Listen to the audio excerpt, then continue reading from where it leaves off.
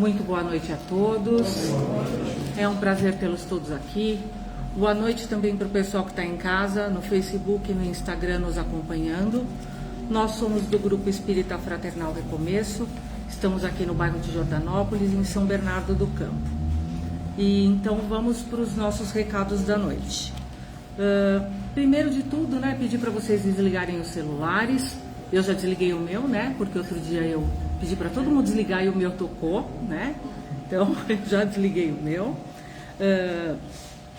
Manter silêncio é importante, Silêncio é prece, nos mantém conectado com a energia da casa.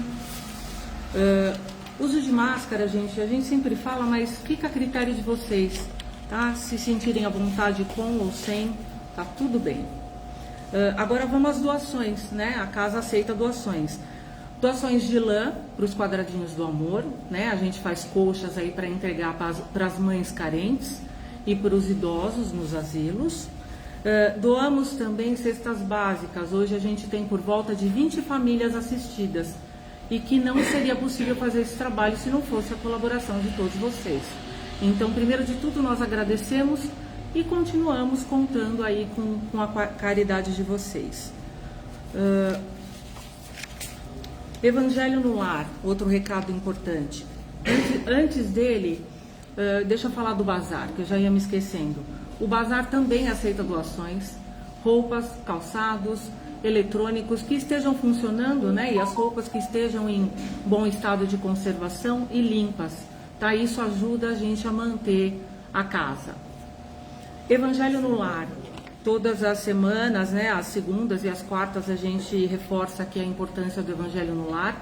É a maneira da gente manter equilibrada a energia da nossa casa, Quando a gente faz o Evangelho no Lar e pede o auxílio dos espíritos de luz para que eles estejam conosco na nossa casa, é feita uma limpeza no ambiente da nossa casa.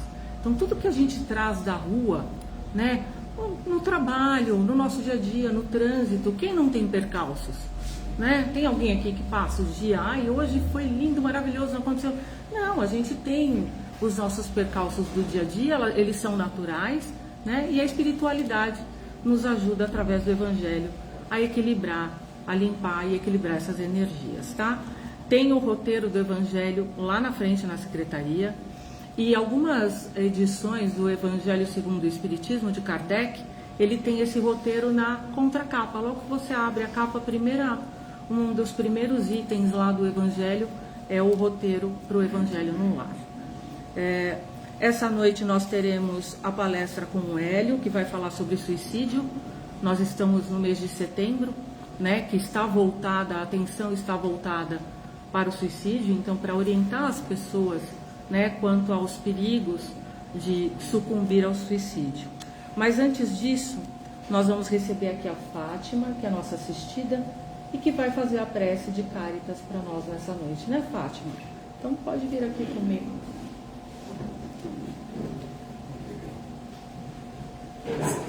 Toda. Fique à vontade, Fátima. Obrigada, viu? Boa noite a todos. Boa noite. E que vocês me acompanhem nessa prece, que eu acho muito bonita, porque é uma prece que ajuda a todos, até as crianças são lembradas nessa prece.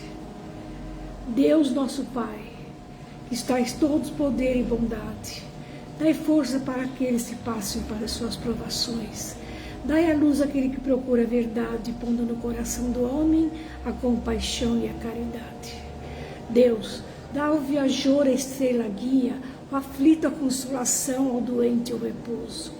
Pai, dá ao culpado o arrependimento, o espírito a verdade, a criança o guia, o órfão o Pai. Senhor, que a vossa bondade permita os espíritos consoladores derramarem por toda a terra a paz, a esperança e a fé. Deus, um raio, uma faísca do vosso amor poderá abrasar a terra. Deixa-nos beber nessa bondade fecunda e infinita, e todas as lágrimas se secarão, e todas as dores se acalmarão. Um só coração, um só pensamento subirá até vós, como um grito de reconhecimento e de amor. Como Moisés sobre a montanha, nós vos esperamos com os braços abertos. Ó bondade, ó beleza, ó perfeição, que a vossa bondade permita subirmos até vós. Dai-nos a caridade pura, dai-nos a fé e a razão, dai-nos a fé e a caridade, Senhor. Em nome de Jesus, nós pedimos e agradecemos. Muito obrigada, Senhor. Amém. Que assim seja. Que assim seja. Muito obrigada, Fátima. E dessa forma, depois dessa prece tão bonita de coração da Fátima, nós vamos receber o Hélio para a nossa palestra. Hélio, por favor.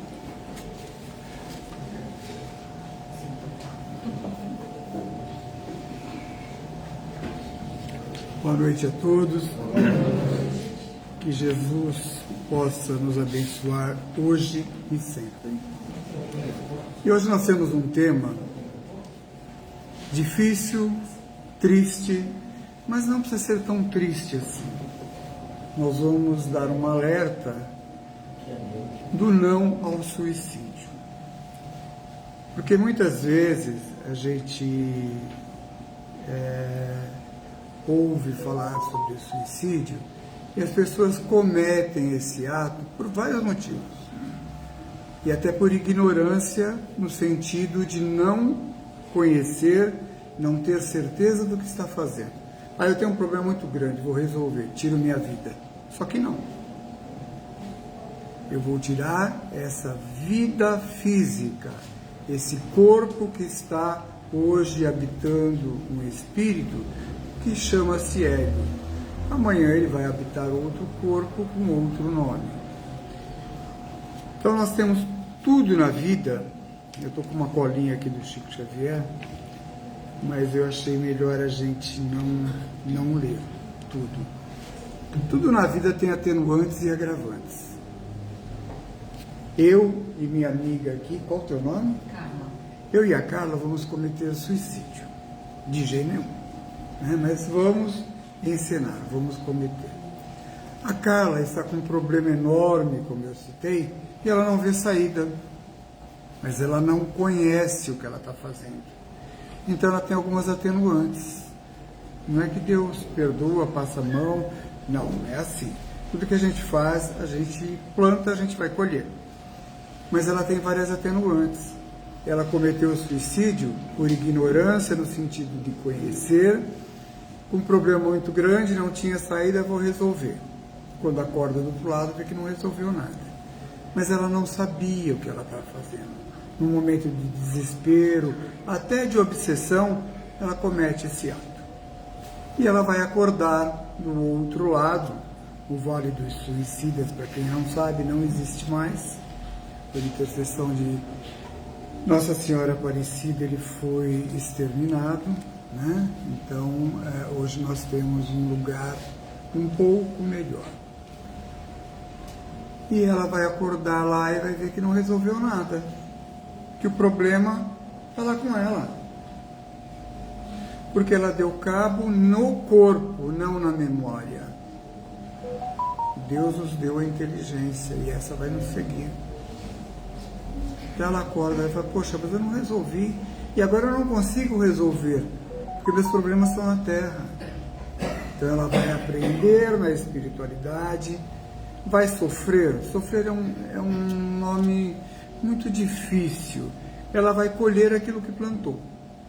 Como ela é ignorante no sentido de conhecer, ela tem atenuantes.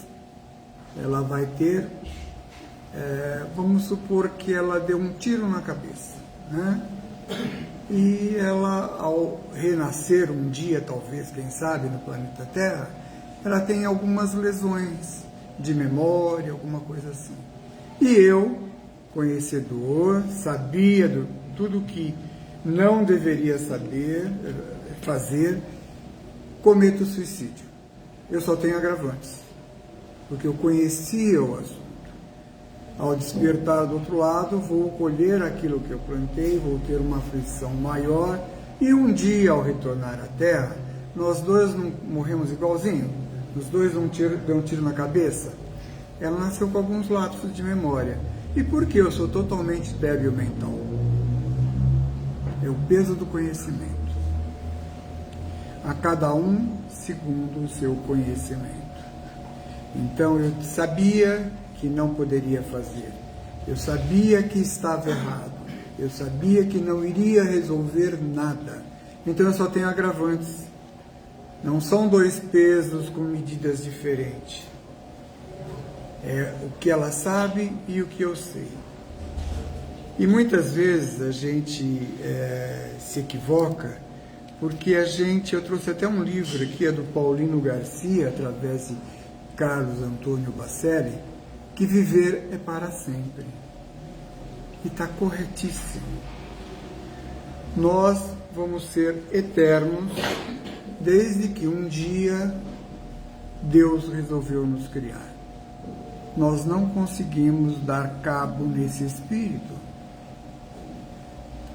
Então, é o não ao suicídio, e não uma apologia sobre muita gente falar, defende o suicídio. Ninguém defende nada. Chico Xavier já dizia, não adianta morrer, o que adianta é se melhorar. Mas muitas vezes eu não quero me melhorar. Melhorar dá trabalho, né? Não é assim, vem aqui, assiste uma palestra, sai daqui a 1000, tá? Sai daqui talvez um pouquinho com mais grilo do que eu cheguei, porque me alerta para alguns problemas, me alerta. Ninguém vai resolver o meu problema. Quem vai resolver o meu problema sou eu mesmo. Lá atrás, uma vez, Chico falou para mim, numa reunião que a gente estava, eu, ele, Celso de Almeida Afonso, Bacelli e Luiz.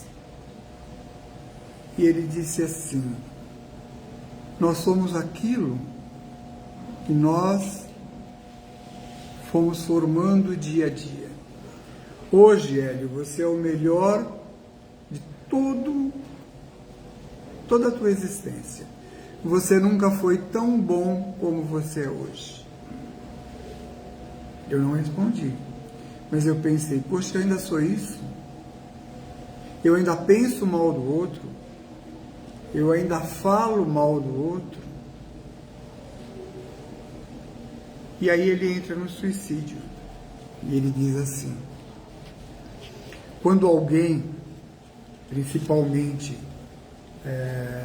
um jovem, precisa tomar muito cuidado, comenta algo sobre suicídio, pais, familiares, ficam espertos. Porque muitas vezes a gente comenta, né, o jovem comenta, ou o idoso, não importa. Aquele convive com a gente, faz um comentário en passant, e a gente nem liga, não dá muito valor. Não tem que dar muito valor mesmo, mas tem que prestar muita atenção. Vigiar muito. Jesus não disse que nós devemos orar e vigiar, e tem determinados momentos da nossa existência que vigiar é tão importante ou até mais do que orar. Vigiar essa pessoa. Porque quando se comenta da possibilidade, da intenção, dê o nome que quiser, sobre cometer um suicídio, fique esperto. Porque aí eu abro uma porta, uma janela, eu abro tudo para a espiritualidade que ainda se compraz no mal. Não é porque morreu é bonzinho, não. Isso me incomodava muito quando eu era moleque. A gente tinha uma vizinha que era assim, difícil. Aí ela morreu. E naquela época velava-se em casa. Era isso. E a gente era obrigado a ir. Nossos pais, não, vocês vão. Mas eu não quero. Mas tem que ir. E aí eu me decepcionei com Jesus. O problema era meu, não era de Jesus. Mas eu me decepcionei. Porque a mulher era muito ruim. E daí todo mundo no velório, ai, Dona Carmen, lembrei o nome. Mas a Dona Carmen era tão boazinha, ela era uma anja. Eu falei, nossa, é bom morrer. Olha como se planta uma ideia. Ah, é bom morrer. Eu acho que eu vou me jogar embaixo de um caminhão qualquer hora, porque daí eu vou ver um anjo. E a morte não muda ninguém. Nós chegamos do outro lado exatamente como nós somos. Se eu ainda falo mal dos outros, infelizmente ainda vou estar falando mal dos outros. Se eu não sou uma boa pessoa, continuo não sendo uma boa pessoa. Essas minhas qualidades e defeitos me acompanham. Então, quando a pessoa pensa ou tem uma leve, disposição ao suicídio, é bom ficar muito esperto. Porque tem várias influências, principalmente a espiritual. Esses amiguinhos da espiritualidade que ainda se comprazem no mal, aproveitam qualquer deixa para ficar obsediando. E obsedia não é porque ele vem até a mim, não. Eu é que vou até ele. Porque um obsessor, se eu estiver sempre equilibradinho, ele não vai conseguir chegar em mim. Se eu estiver equilibradinho, eu estou aqui, ele está aqui. Ele não tem condição moral, e é só parte moral de fazer isso e me encontrar. Porém, eu, com pensamentos ruins, falando mal dos outros, um monte de coisa, eu faço isso. E encontro o obsessor. E aí as coisas, a história vai sendo traçada, Se eu já tenho uma tendência ou pensando em suicídio, fica mais fácil. Então, se eu não sei o que eu estou fazendo, eu só acho que vou resolver um problema, lembra das atenuantes? Eu vou ter muitas atenuantes. Mas, se eu sei o que vou fazer, se eu conheço, por isso que muita gente não quer conhecer, gente. Quando eu conheço, eu só tenho agravantes. Uma vez num centro espírita em Uberaba, no Bittencourt Sampaio, numa palestra, o Bacelli estava falando e depois era eu. E ele convidou as pessoas que ali estavam para um curso que ia ter na casa. Tinha umas 200 pessoas. Sabe quantas inscrições? 5. Aí eu, ignorante mesmo, no sentido de conhecer, falei, nossa, o pessoal não gosta de você ou não gosta do curso? Ele falou, não, as pessoas não querem conhecer, porque o conhecimento compromete. Enquanto eu não sei o que eu estou fazendo, a gente tem uma conotação, a gente tem uma direção, tem até uma música que diz que o acaso me protege enquanto eu estiver distraído, mas a gente não pode ficar no acaso eternamente, senão nós não vamos mais querer, poder encarnar ou reencarnar, que é o termo mais correto, no planeta Terra. Nós não vamos ter mais essa oportunidade.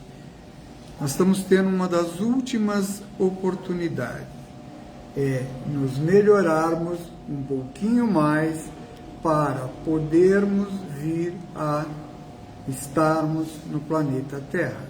Senão nós vamos ser direcionados para outro planeta, não tenham dúvida. Lembram do planeta Capela? Os capelinos vieram para o nosso mundo. Por quê? Os bons não vieram. Porque Capela estava numa condição moral elevada, mas nem todos. Igualzinho a Terra está hoje. Tem umas pessoas que estão numa condição moral um pouco mais elevada, mas nem todos. É a chance de se elevar moralmente. Aí aqueles que não conseguiram fazer isso em Capela, porque dá trabalho, não é só assistir a palestra, é pegar a palestra e aplicar em mim, e não no vizinho. Aí que é o difícil, nós não vamos ter mais chance, não vamos ter tempo hábil de voltarmos ao planeta Terra. Porque reencarnar está muito difícil, gente.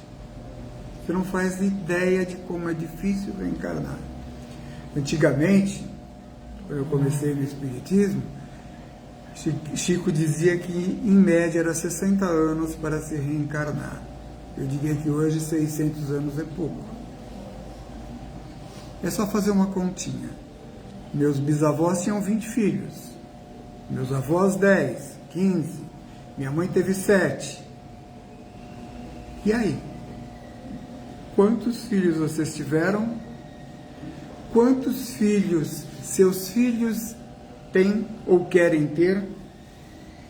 Eu tenho, e não sou tão novo assim, 1 dúzia de amigos, mas é 1 dúzia mesmo, 12 casais que não tiveram filho por opção, não quero. Aonde fica a nossa chance de reencarnar? Pega uma família com 20 filhos e agora uma sem nenhum. É só uma conta matemática. A nossa probabilidade de reencarnar fica muito remota. Então, não é colocando medo em ninguém, não. Eu até acho que também não volto para cá, né? Porque falar é fácil, mas vivenciar não é. Mas está na hora de a gente acordar e, quando a gente vem ao centro espírita, vai à igreja católica, evangélica, não importa onde a gente vá, porque religião não é coisa de Deus, vocês sabiam? Religião é coisa de homem. Religiosidade é coisa de Deus. Ou Jesus, quando esteve aqui, virou para minha irmã aqui e falou: seja espírita, seja católico, seja evangélico. Não. Ele pediu que a gente fosse cristão. Apenas isso. Todas as religiões são boas. Todas nos levam a Deus por caminhos que talvez uns concordem, outros não. Então todas são boas. O bom mesmo é saber o que aquele dirigente, o que aquela casa promove em favor do outro. E esse tema que nos foi dado hoje, o suicídio, é algo muito pesado para se falar numa palestra e ser muito claro, por vários motivos. Eu sei se alguém aqui já tentou suicídio. Eu sei se alguém da família, de um de nós que aqui estamos, já tentou o suicídio. Então, o meu papel aqui hoje é alertar para que não tentem. Problemas todos nós temos. Jovem tem problemas que a gente hoje olha e fala assim: poxa, isso é problema? Mas é problema. Ah, a pessoa que eu gosto gosta de outro. Quem não vivenciou isso? É um problema tão antigo, né? E tão atual. Mas para o jovem é o fim do mundo. É algo muito difícil. Esse mundo hoje, eu não tenho dúvida que todos aqui que são pais, eu acho que todos aqui são pais, avós, confiam na educação que deram aos filhos, ou não. Não tem outro jeito, tem que confiar, né? A gente educou da melhor maneira possível. E aí, quando chega na puberdade, eles são donos da verdade. Nós somos quadrados, nós somos antiquados, verdade. Mas a nossa função é vigiá-los. Saber com quem eles andam. Isso não é ser careta. Isso é uma obrigação da família. Porque nós demos a melhor educação possível quando a gente estava à frente. Porém, chega uma hora que a gente não tem mais controle. Então, pai, posso trazer meu amiguinho em casa? Dá trabalho? Claro que dá. Não é? Principalmente as mulheres, suja a casa, come pipoca, derruba tudo pela sala, não é? Mas é bom, está embaixo dos nossos olhos. Tudo isso dá trabalho. Mas a melhor coisa é a gente poder ver, porque nessa idade, foi a idade que meu filho partiu, é muito difícil o jovem não se perder. Até porque se perde muitas vezes, porque senão não faz parte da turma. Ah, eu vou fumar porque todo mundo fuma. Ah, o cara está usando um baseado ali, aí eu vou usar porque senão eu estou fora da turma. Então eu posso estar na turma que eu quiser, mas com Jesus no coração, tendo a certeza do que eu estou plantando para mim, eu vou colher amanhã. E isso para mim é tão claro que eu fiquei muito chateado quando lá em Uberaba algumas pessoas colocaram à venda. Alguém já ouviu falar no pé do abacateiro? Chico fazia evangelho sempre. Então, colocaram à venda o terreno e ficou um tempão para vender. Quem foi algum dia, quem teve oportunidade de conhecer o pé do abacateiro, eu assisti apenas 2 evangelhos ali com o Chico. Hoje é um ponto de droga. Não dá dó, gente? Causa de quê? De ganância. De colocar o dinheiro no bolso.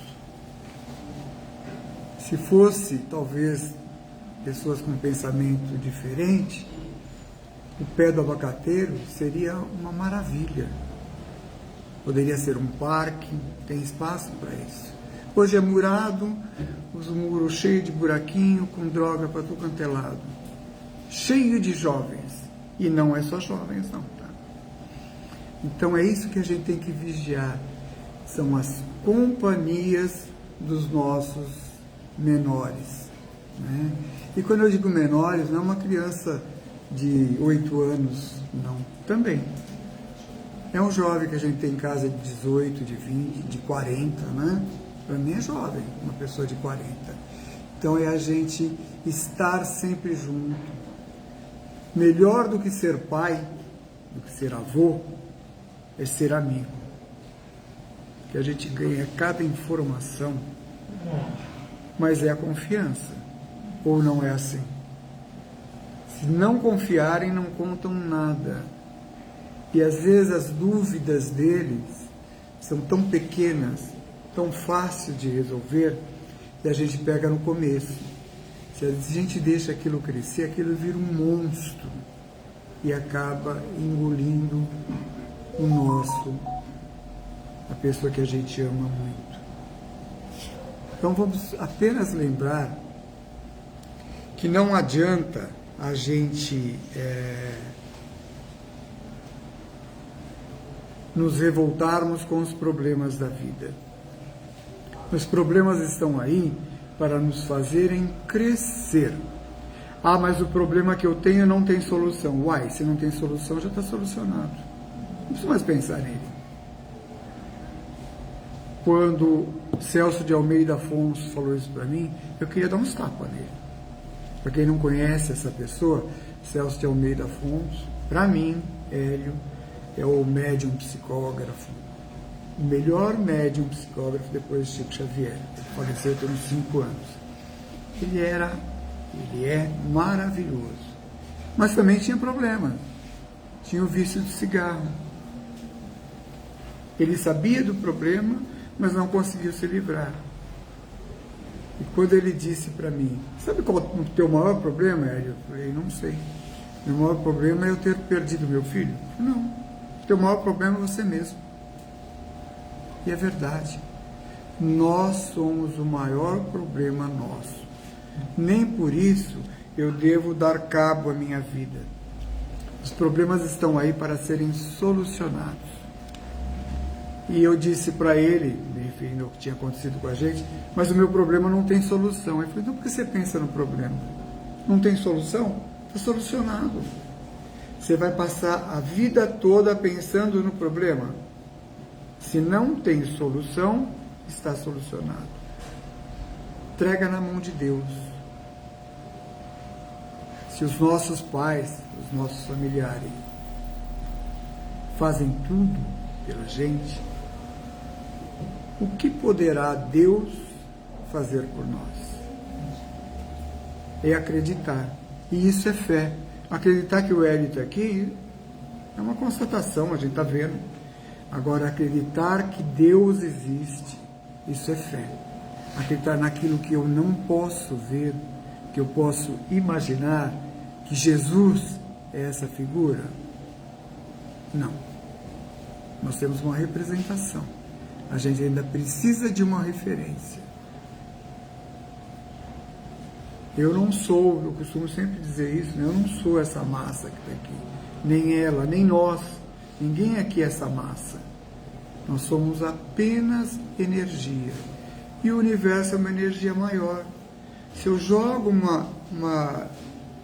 um pensamento ruim para o universo, ou um pensamento bom, eu estou jogando para o universo uma energia ruim ou boa, que vai atingir aquela pessoa que eu dirigi.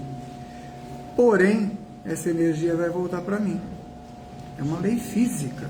numa intensidade muito maior. E aí a gente questiona Deus. Por que comigo? Ou ninguém nunca fez essa pergunta. Para Deus, para Jesus, teu anjo da guarda, por que comigo? A última vez que eu falei isso, eu prometi que nunca mais falaria. E nunca mais falei. Mas eu vou explicar por quê. Em sã consciência, quando eu questiono a espiritualidade, Jesus, aquele que eu tenho como referência. Pô, amigo, por que comigo? Inconscientemente, eu estou desejando ao outro aquele momento difícil que eu estou vivendo. Quando eu desejo, por que comigo? Eu digo, por que não com ele? Uai, que ele tem a ver com isso? Olha como eu faço mal para alguém, até em pensamento. Quando me alertaram sobre isso, falei, obrigado, hein? Isso é ser amigo. Porque eu nunca pensei que apenas uma frase dessa pudesse ter um efeito tão negativo. Desejar ao outro os momentos difíceis da minha vida. Se os momentos difíceis da nossa vida estão acontecendo, é para que a gente cresça. É difícil? Não tenho dúvida. Mas também se fosse fácil, teria graça, não, né? Aquele que ganha na loteria com muita facilidade, no outro dia está pobre. É assim que acontece. Conheci um rapaz em Maceió, na praia, fazendo bijuteria. E, de repente, eu estava lendo, ele parou e ficou conversando comigo. Eu gosto de pessoas que leem. Vamos lá, 1 hora. Ele tinha ganho 3 vezes na loteria. Sabe quanto ele tinha dinheiro? Um material para trabalhar no dia. Perdeu tudo. As 3 vezes. Mas o que você fez para perder tudo? Gastei tudo com um amigo. Eu falei, belo amigo. Né? Então, amigo é aquele que está conosco o tempo todo. Sabe qual é o melhor amigo que a gente tem? Nosso amigo de cabeceira? É o Evangelho. Quando ele está com um problema, vai dormir, ou está em casa, abre o Evangelho ao acaso. Quantas vezes eu mesmo não perguntei, nossa, alguém marcou essa página, isso aqui é para mim. Então cabe a nós instruirmos nesse Setembro Amarelo, que apenas foi instituído o Setembro Amarelo, foi instituído o mês contra o suicídio. Mas contra o suicídio é o dia todo. Então a gente precisa prestar mais atenção. Tem até animal suicida. Nossa, até animal. Até animal. Eles são um ser pensante. Muitas vezes eles também se cansam. Mas tem por obrigação e dever moral o tutor de fazer com que ele viva o tempo que ele for necessário. E nós dizemos pessoas inteligentes, mais ou menos, né? Só que não, nem sempre a gente é inteligente, né?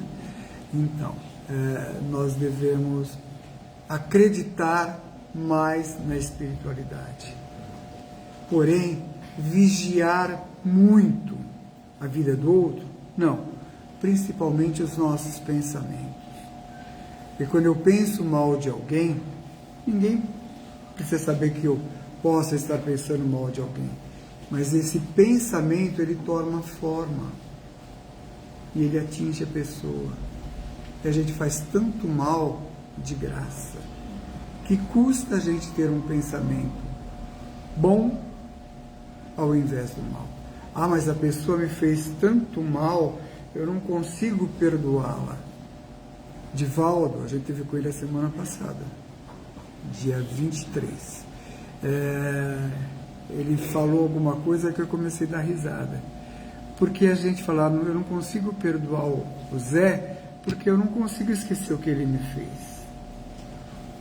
E ele falou isso na palestra agora de um modo diferente. A gente foi criado equivocadamente. Perdoar, quando eu vou perdoar alguém, eu tenho a impressão de que, nossa, eu sou pequeno. Ela me fez tanto mal, eu vou perdoá-la. Mas é o que eu posso fazer. Aí eu chego para ela, você me desculpa? E a pessoa fala, desculpa. Desculpar ela não pode. Desculpar quer dizer tirar a culpa. Ela nem eu temos esse poder. Tirar a culpa é problema dela ou meu, com Deus. Agora perdoar eu posso. Ah, mas eu posso até perdoar, mas não esqueço. E eu sempre brinco, que bom que você não esquece. E já comprei inúmeras brigas por isso. Mas é isso mesmo, que bom que a gente não esquece. Porque se eu esquecesse, eu teria que procurar um psiquiatra. Eu estou começando a ter um problema físico, né? Um problema de saúde. É esquecer no sentido de apagar a mágoa do meu coração, está se transformando num câncer. É isso que eu quero para mim? Eu estou tomando veneno esperando que ela morra? Não vai acontecer, não. Vamos refletir um pouquinho sobre isso. Aquele filho difícil que eventualmente a gente tem em casa é o que a gente merece. Se a gente receber um filho difícil, é porque nós temos condição moral de fazê-lo um homem de bem. E homem de bem não é o cara mais rico do mundo, não. É a pessoa que tem moral, uma moral mais elevada. Que Jesus possa continuar nos abençoando hoje e sempre. Gratidão.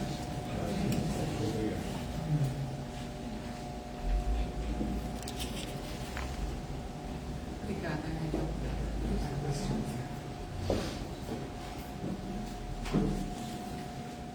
O celular é seu, Hélio.